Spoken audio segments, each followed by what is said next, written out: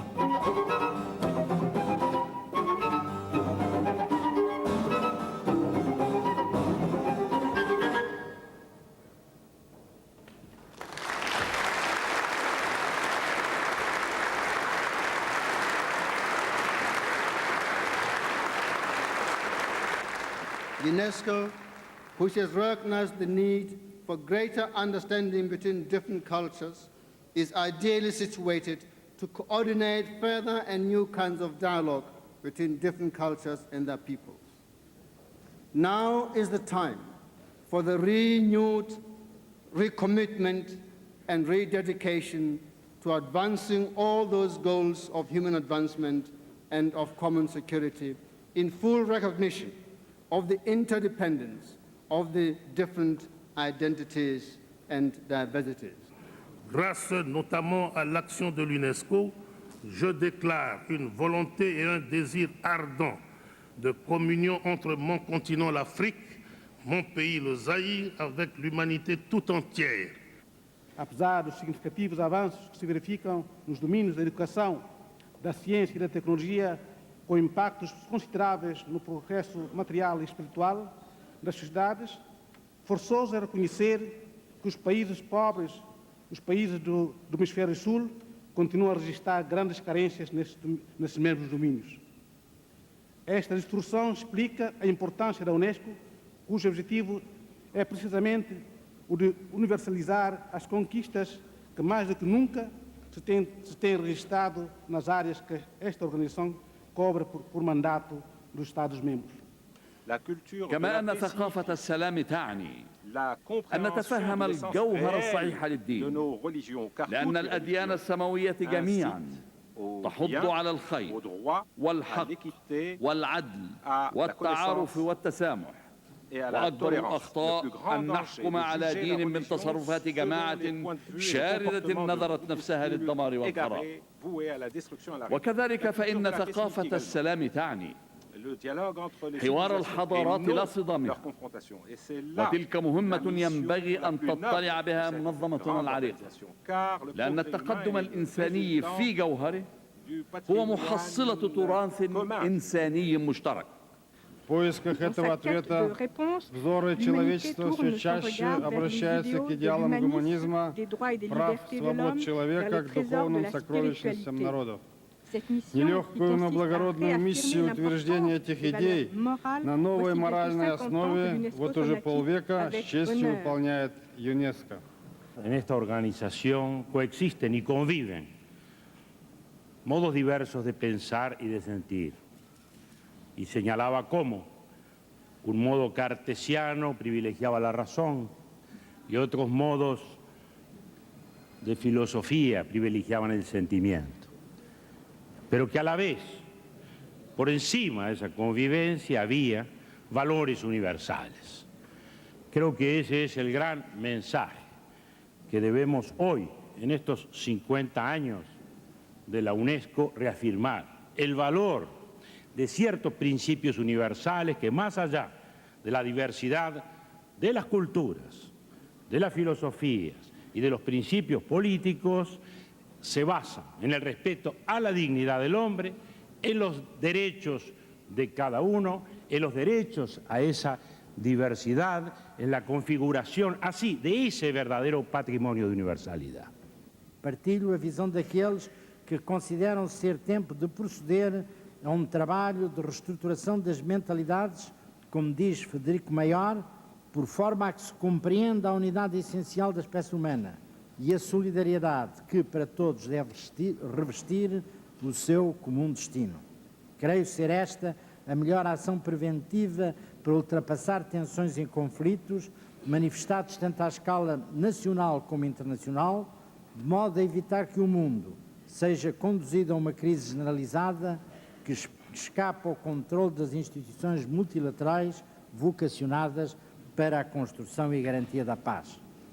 L'UNESCO reste sans doute le forum intellectuel qu'elle était dès le début, mais plus encore, elle doit être, mes chers collègues, un foyer de ressourcement autour des valeurs fondamentales de notre civilisation qui s'appelle la liberté, qui s'appelle les droits de l'homme, qui s'appelle la justice, qui s'appelle la solidarité, qui s'appelle la démocratie.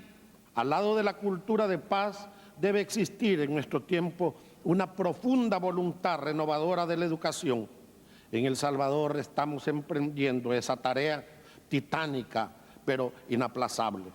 Permítanme entonces concluir estas palabras con un renovado voto de esperanza por las transformaciones espectaculares que estamos viendo en todas las latitudes, por el espíritu de cooperación que se fortalece cada vez más en el mundo y que inspira los trabajos de esta organización, y por el reconocimiento de que no estamos solos.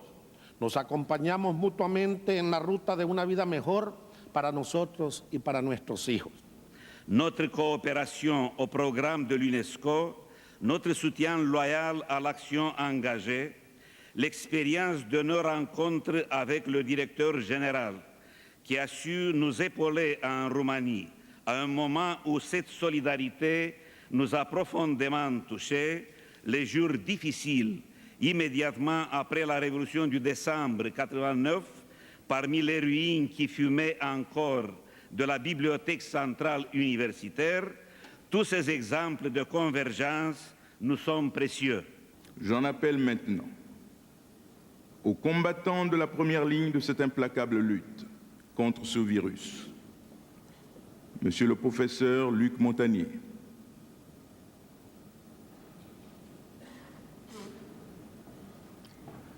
Monsieur le professeur Abdallah Ben Salem, et bien entendu, Monsieur le professeur Federico Mayor, directeur général de l'UNESCO,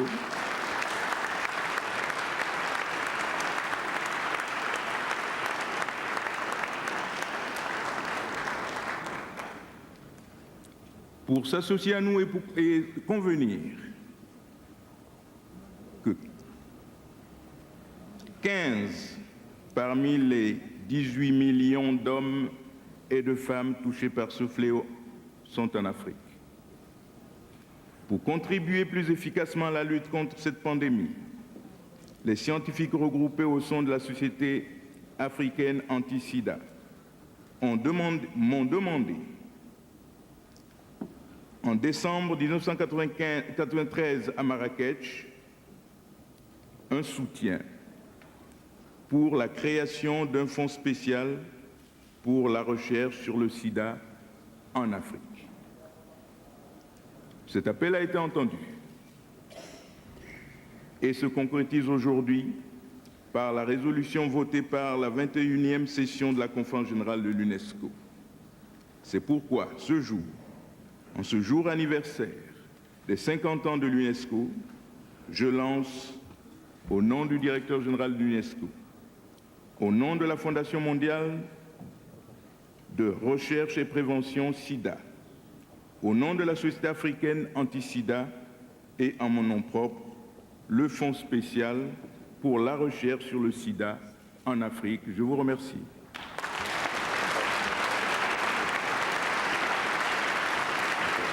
In seeking to meet the challenges of the 21st century, my government wholly endorses the main objectives of UNESCO's medium-term strategy for the next 5 years. Human development, Mr. President, must be comprehensive if society's welfare is to be assured. Democracy can only prosper in an environment of stable government, economic, social, and ecological development. Democracy, development, education, science, culture, and peace are interlinked and interacting. When McLuhan spoke about the global village, he did not have in mind global standardization, but an opportunity for diversifying cultures. UNESCO has dealt with this problem for a long time. We declare that there is no such thing as a small culture, but in actuality it is clear that the voice of small cultures is too weak, and most difficult of all, it speaks in tongues. But there is light at the end of the tunnel, and that is the communication revolution. have we realized that today the small cultures can communicate in a totally new way. This, to my mind, is UNESCO's agenda for its future. Vážený pán predseda, dámy a páni, vďaka vývoju, ktorý svet podstúpil v posledných rokoch, môže Organizácia Spojených národov pre vzdelávanie, vedu a kultúru dnes, ako nikdy predtým, vstúpiť do ďalšej etapy svojej existencie s novými impulzami a podmienkami, ktoré, som o tom presvedčený, napomôžu účinné naplnenie jej poslania ako ochrancu a tvorcu duchovných hodnôt kultúrneho spoločenstva národov.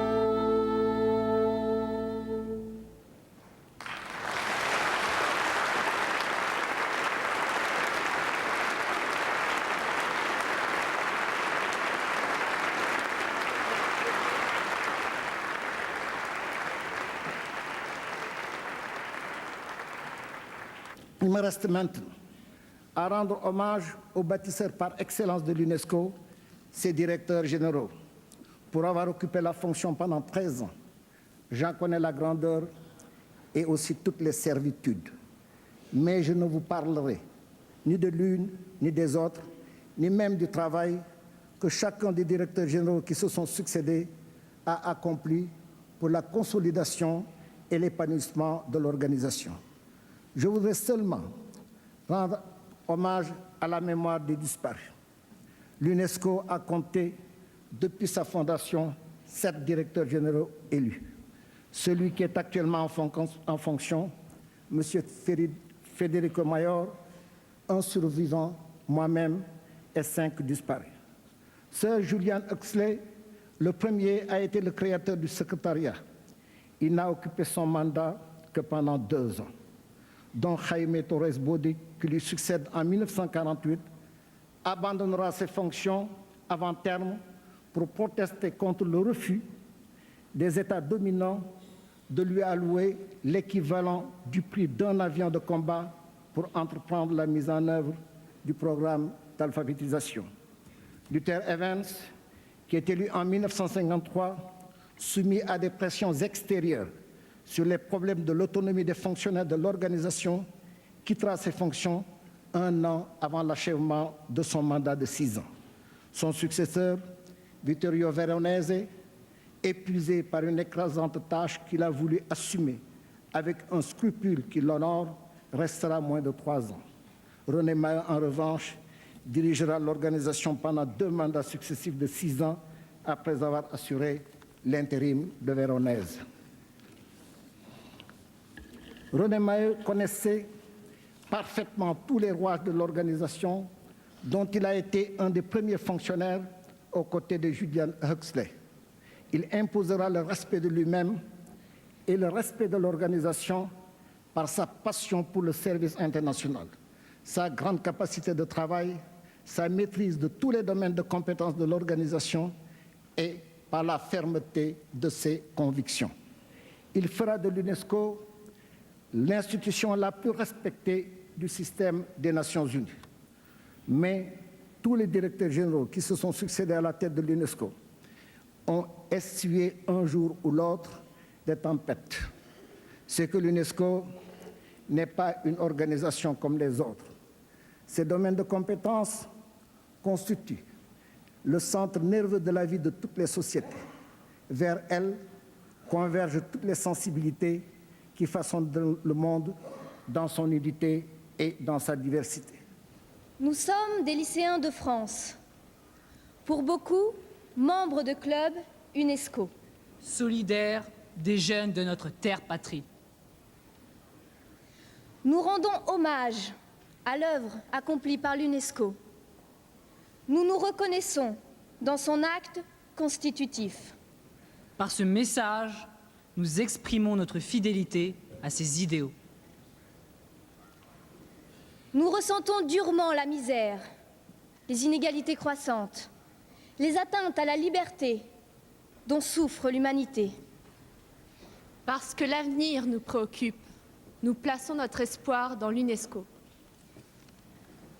Nous voulons un monde de solidarité et de tolérance.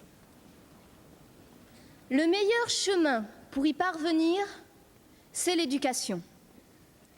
Une éducation curieuse des autres, qui favorise la compréhension entre les cultures et modifie les comportements. L'éducation est nécessaire pour anticiper et éviter les conflits.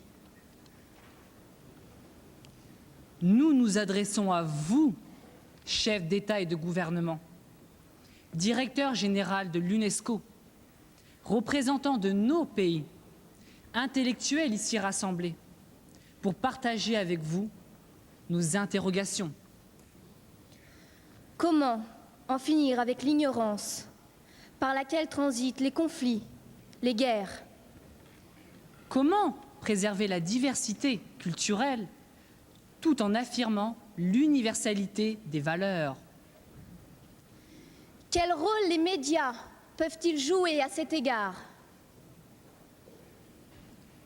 Comment favoriser toutes les formes de coopération et d'échange, y compris entre les jeunes? Comment l'UNESCO peut-elle mieux se faire connaître pour sensibiliser davantage l'opinion? Nous voulons contribuer à la culture de paix. Cette paix n'est pas qu'un mot. C'est pour nous une démarche active et l'UNESCO peut nous y aider. Comme nous aiderons l'UNESCO à la promouvoir.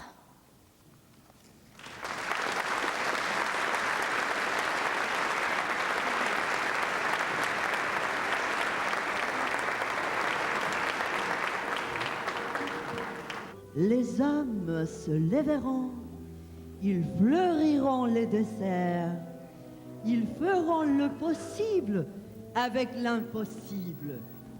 Ils fabriqueront du jour avec la nuit. Ils gagneront sur le malheur. Pied à pied, ils gagneront du terrain. Sur toute le mort, les soirs seront aussi neufs que le matin. Alors, les sciences répondront aux besoins du présent. Ce jour-là, il y aura autre chose que le jour. Les sciences deviendront en vivre ensemble. La recherche se fera à tous et pour tous. Il y a 50 ans, quand il faisait jour en pleine nuit, à cause du cuivre des incendies, où la justice s'en allait en fumée, la culture était un crime. La culture marchait au pas. Elle répétait la leçon le long du froid des murs. La haine s'apprenait par cœur. La culture allumait le feu du crime. Aujourd'hui, je remercie tous ceux à qui je dois de vivre et de pouvoir aller et venir à ma guise. Je remercie toutes celles et tous ceux qui ont lutté au corps à corps avec la nuit pour me transmettre intact le désir. Toute cette humanité sur ces chemins, ces fatigues, tous ces gens de chez eux qui sont bien de chez nous, et pour qui la culture est quelque chose que l'on attend soi et qui vous colle à la peau, à la chair, au sang, aux os, quelque chose que l'on ne doit pas défendre, mais partager, comme on partage un festin, du pain ou du bon vin. La culture n'est pas le privilège, ni le savoir-vivre, ni le bal masqué des gens cultivés.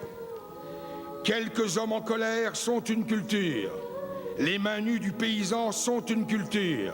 Les lampions de la télévision sont une culture. Les faits divers du journal, le conte du temps, l'esprit de la terre, le goût dans la bouche sont autant de cultures. Et la mode, la chanson, le théâtre et la danse sont aussi des cultures. La culture n'est peut-être après tout que l'humain qui se fait homme.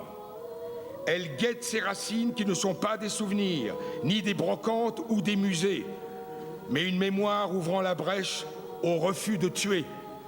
Une mémoire qui parle le présent, tout en parlant le respect, le pluralisme et la diversité. Une mémoire sans préjugés, sans cruauté, sans honte, sans complexe de n'être que soi-même, protégeant l'homme contre lui-même. Une mémoire fière de son histoire comme de sa mère. Une mémoire qui est celle de l'avenir. Une mémoire capable d'un tel désir que soudain la terre lève son front et que son front est beau. Une mémoire qui a appris le respect, qui a perdu le goût de dévaster les langues, les vieilles politesses, les anciens gestes et les vieux savoir-faire. Une mémoire capable de racines. La culture s'en va toujours vers sa naissance. L'homme sera toujours celui qui donne la vie aux pierres. Mais l'homme n'est aussi l'homme que parmi les hommes.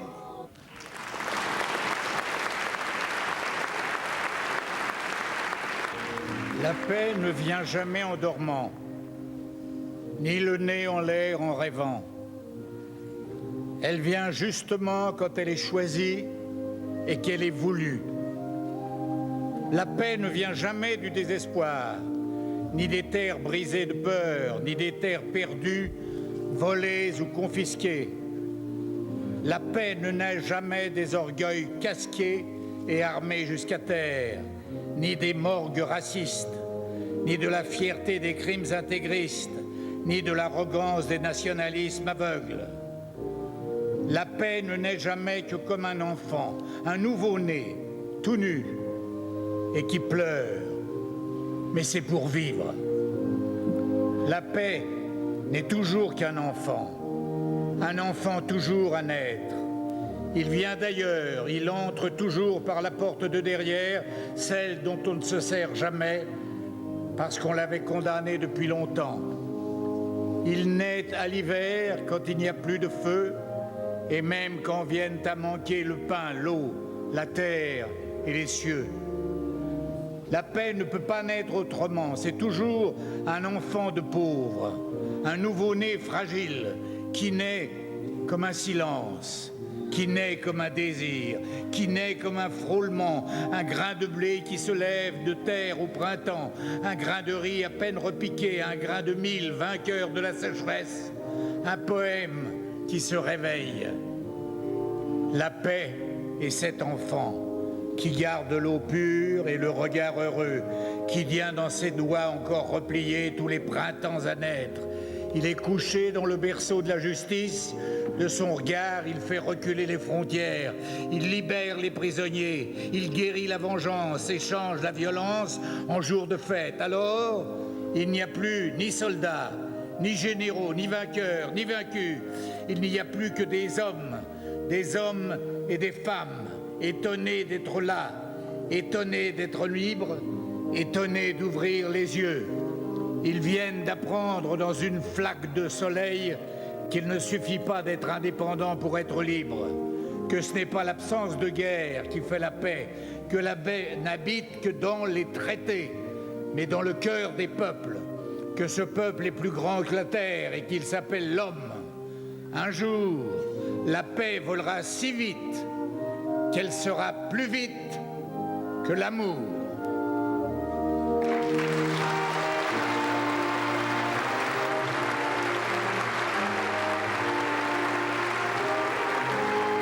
In Northern Ireland, we've had peace for 15 months. All my life and the lives of the choir members have been dominated by troubles. We welcome the peace in our land and hope it continues. We wish that every child in every nation could experience the peace we have.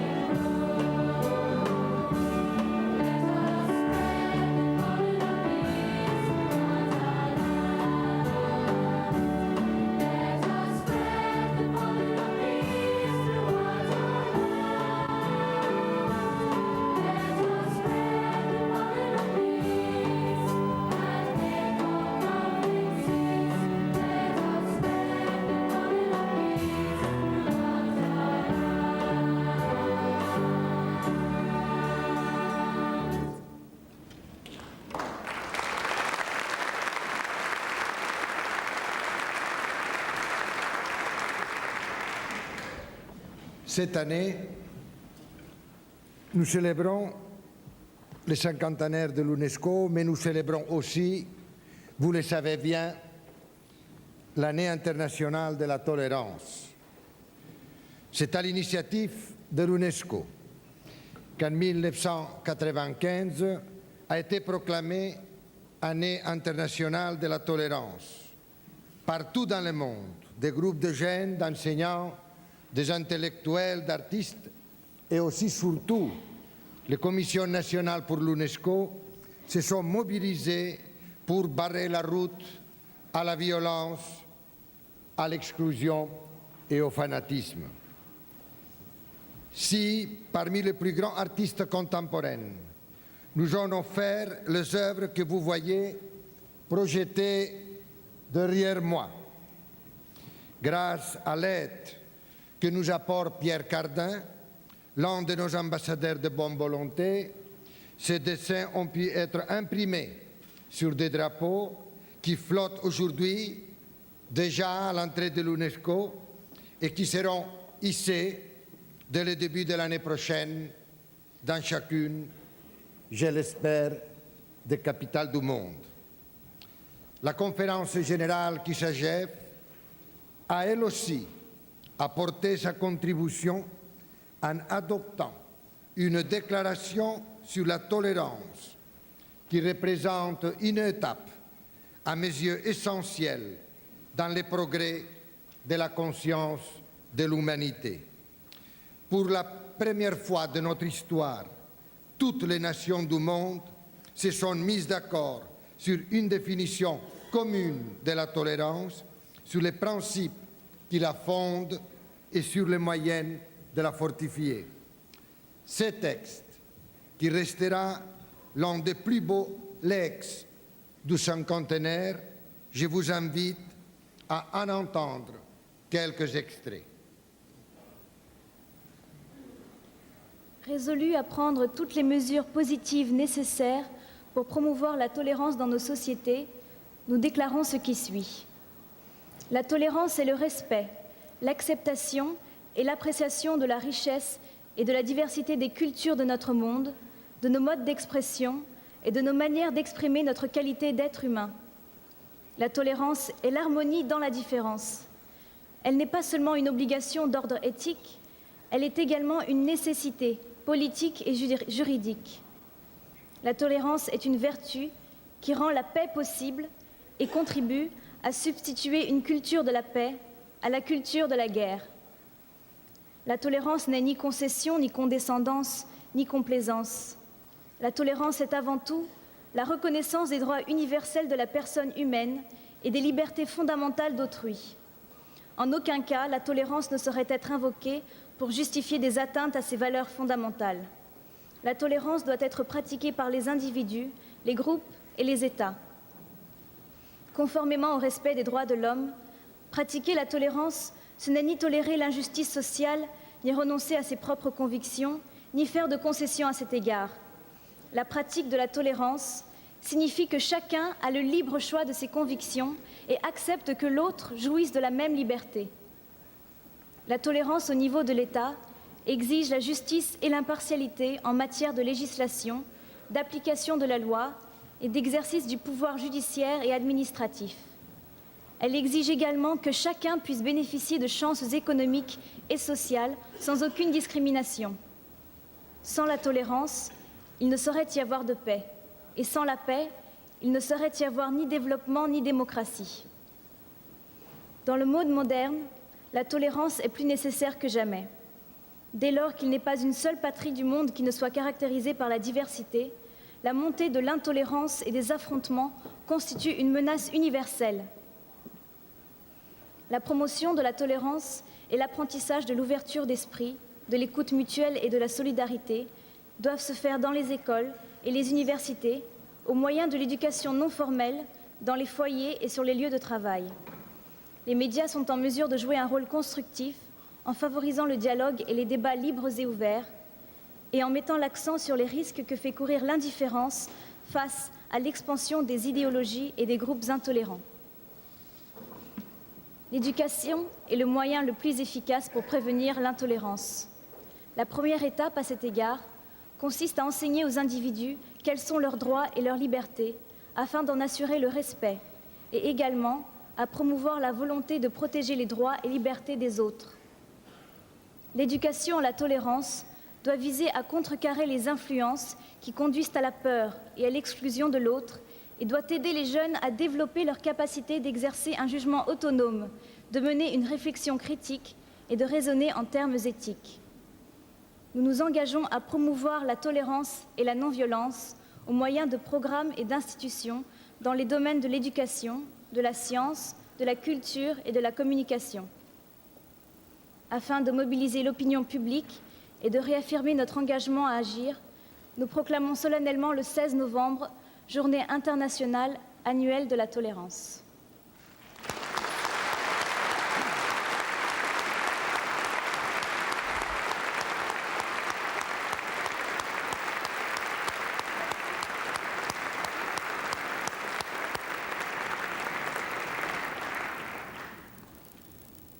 Les principes qui sont évoqués dans cette déclaration des hommes courageux s'en sont inspirés dans leur conduite comme dans leur action jusqu'à sacrifice de leur vie. C'est le moment pour moi de vous lire quelques lignes d'un message que j'ai reçu récemment. Dear Mr. Mayor, of all my diverse international organizations and agencies which were created following the end of the Second World War, it is UNESCO, with its emphasis on education, science and culture, which speaks the most to the human spirit, to human creativity, and to the universal human ethic of peace and cooperation in the midst of diversity and pluralism. We believe that it will be through democracy, tolerance, shared knowledge, and mutual understanding between different peoples, even between nations which in the past were hostile, that a better, brighter future can be assured. Conflict today is no longer just a matter of political disagreements, poverty, ignorance, underdevelopment, cultural resentment. All these contribute to the social and economic instability which lead to war. To ensure peace, we must fight these evils. It is in this fight that UNESCO can provide such useful weapons. Ce message m'était envoyé par Yitzhak Rabin quelques jours avant sa mort. Alors ce chant pour la tolérance que j'ai réalisé pour le cinquantenaire de l'UNESCO, pour l'interpréter, j'ai demandé et j'ai réuni autour de moi aujourd'hui des voix de tous les pays, des voix des enfants de 5 continents, nos amis les enfants du Brésil qui sont ici, les enfants d'Irlande, également des chanteuses et des chanteurs du Cameroun, ainsi que mon ami le chanteur algérien Khaled. Merci.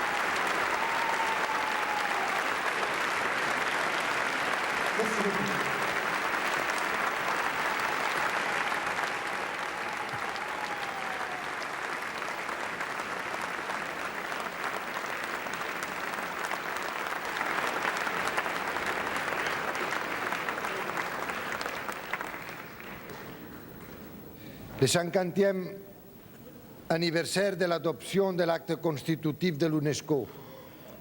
Ce texte, l'un des plus forts que la communauté internationale ait jamais adopté, contient un message éthique et politique. Les principes qu'il consacre, idéal démocratique, dignité, égalité, justice, respect de la personne humaine, solidarité, sont les plus sûrs vigies pour aborder les rives du XXIe siècle.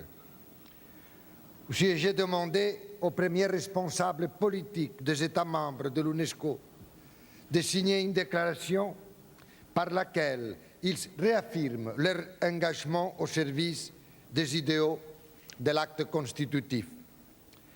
Cette déclaration, que plus de 100 chefs d'État et de gouvernement ont signé à ce jour, je vais demander aux chefs d'État présents dans cette salle de bien vouloir la resigner devant vous en un geste symbolique.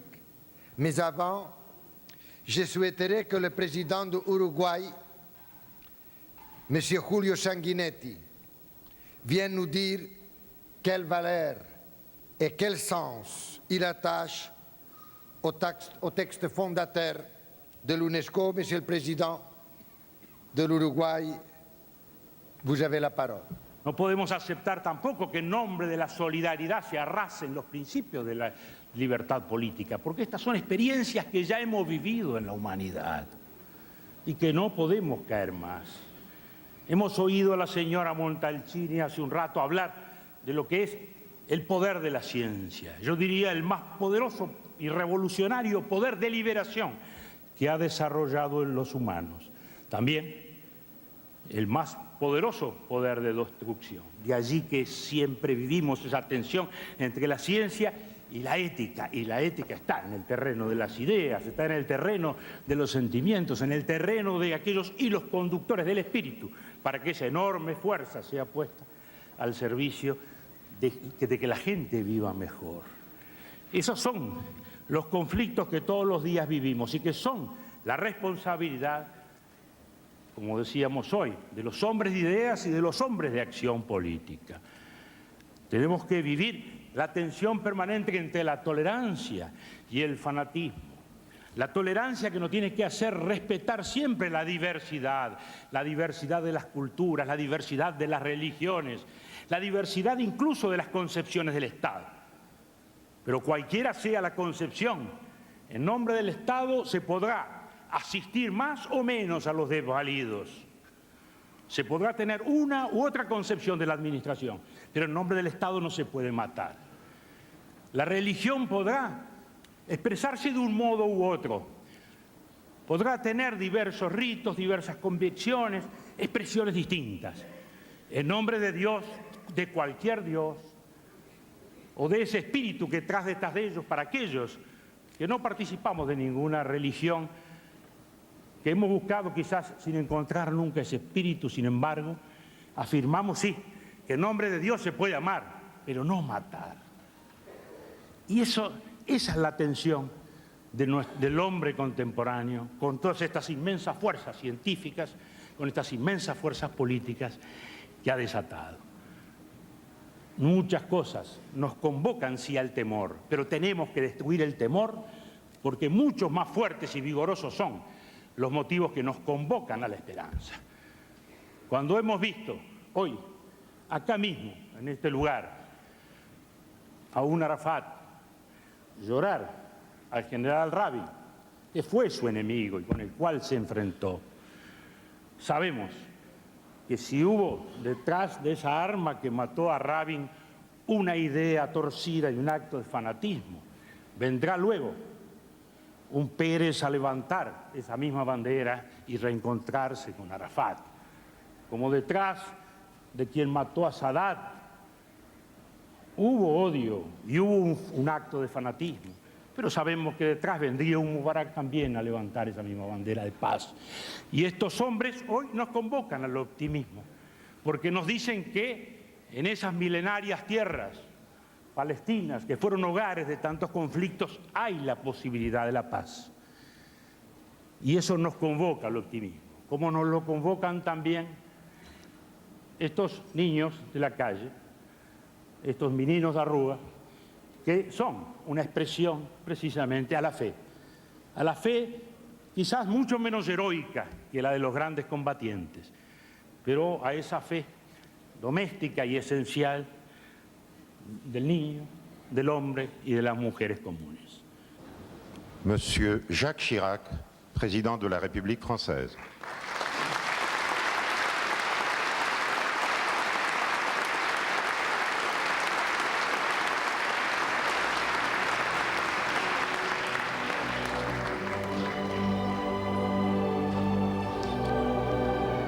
Sa Majesté Moshoeshoe II, roi du Lesotho.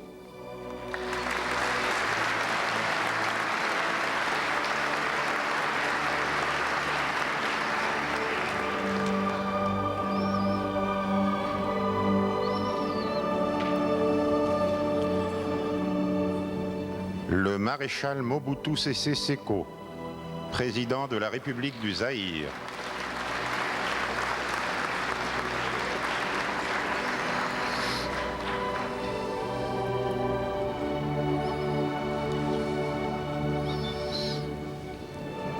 Monsieur João Bernardo Vieira, chef de l'État et président du Conseil d'État de Guinée-Bissau.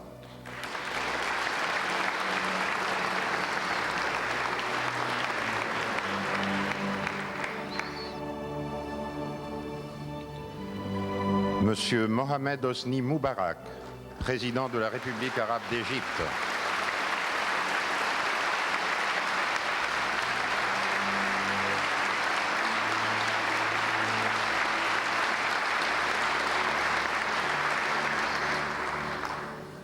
Monsieur Julio Sanguinetti, président de la République orientale de l'Uruguay.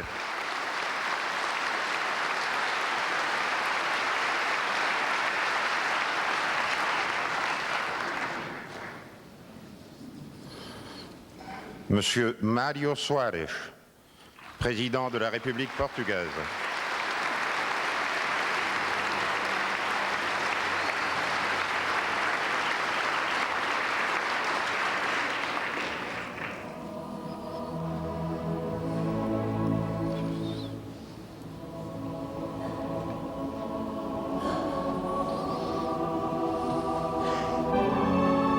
Monsieur Víctor Hugo Cárdenas, vice-président de la Bolivie.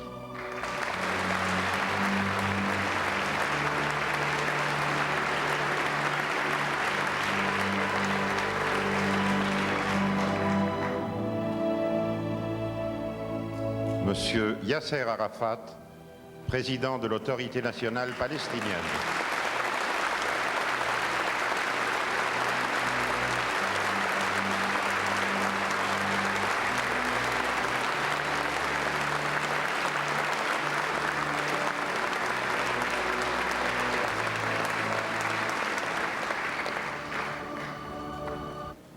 Tout au long de ce demi-siècle, l'UNESCO a réussi à tisser un réseau sans pareil d'ententes intellectuelles, d'expériences partagées, englobant au-delà des États, les commissions nationales, des organisations non gouvernementales, d'éminentes personnalités. Lieu de dialogue, elle s'est trouvée parfois menacée par de regrettables affrontements idéologiques. Avec le recul, ce que certains ont appelé la crise de l'UNESCO ne fut-elle pas surtout le signe d'un autre malaise plus général, celui qui affectait alors le système des Nations Unies dans son ensemble? Je souhaite que cet anniversaire marque une renaissance, un nouveau départ de l'organisation. Je souhaite que l'UNESCO aborde son avenir avec confiance, avec ambition. Et je souhaite d'abord qu'elle renoue avec l'universalité. Il y a là en effet comme un paradoxe. L'organisation compte aujourd'hui 185 États membres. Et je suis heureux de saluer le retour dans cette enceinte de l'Afrique du Sud, démocratique, ouverte, réconciliée avec elle-même. En même temps, de grands États qui ont pourtant tant à lui apporter s'en tiennent à l'écart depuis près de 10 ans. Et je voudrais ici les appeler à nous rejoindre. Je voudrais leur dire combien leur participation est nécessaire, leur dire combien leur absence est aujourd'hui inexplicable.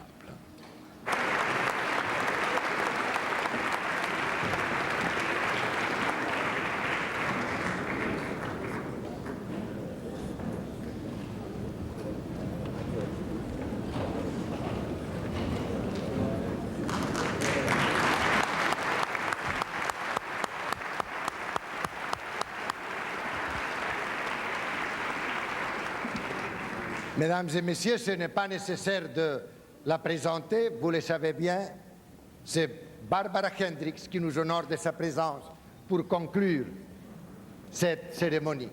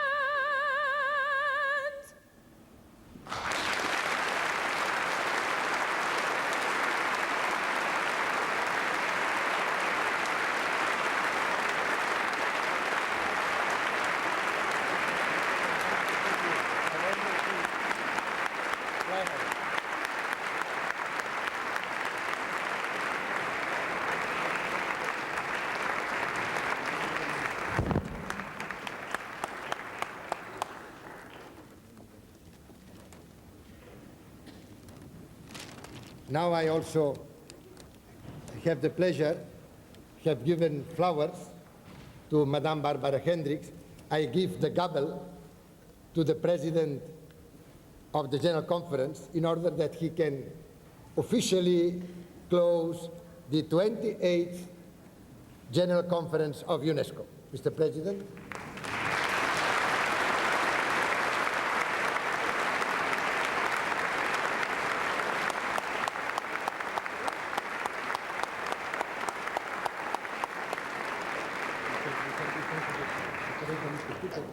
And behind all these children, some symbol of the world, of the future for which we are working, I declare the 28th session of the General Conference of UNESCO for closed.